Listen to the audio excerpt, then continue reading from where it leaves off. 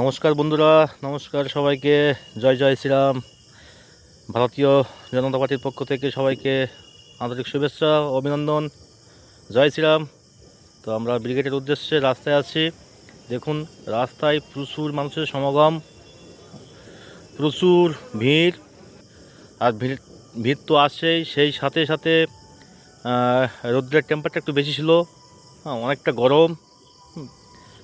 আমরা ধর্মতলার থেকে পায়ে হেঁটে ব্রিগেডে এসছি। অনেকক্ষণ ধরে অনেকটা লাইন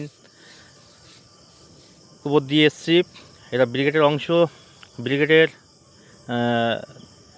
যে নরেন্দ্র মোদী স্যার ভাষণ দিয়েছিলেন, এটা সেই ব্রিগেডের সেই সেটটাই। এটা ব্রিগেডের সেট। দেখুন, খুব সুন্দর। ফাইনালি আমরা ব্রিগেডে আসলাম। দেখুন দেখুন, জয় জয় শ্রীরাম বলছি। ব্রিগেড চত্বরে একই ধ্বনি, একই নাম, জয় জয় শ্রীরাম। দেখুন, তো আজ আমাদের সনাতন ধর্মীয় লম্বীদের আজ জীবন সার্থক। সর্বশেষ পশ্চিমবঙ্গে জনতা পার্টি বিজেপি সরকার এসছেন, তাতে আমরা খুবই আনন্দিত।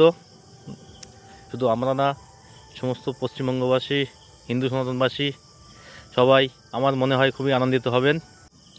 ভারতবর্ষ স্বাধীন হওয়ার পরেই এই প্রথম ইতিহাস সৃষ্টি হলো, যেটা ভারতীয় জনতা পার্টির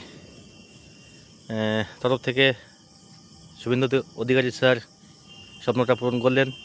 শ্যামাপ্রসাদ মুখোপাধ্যায়ের স্বপ্নটা পূরণ হলো। আরএসএস বঙ্গ বিজেপির স্বপ্ন পূরণ হলো।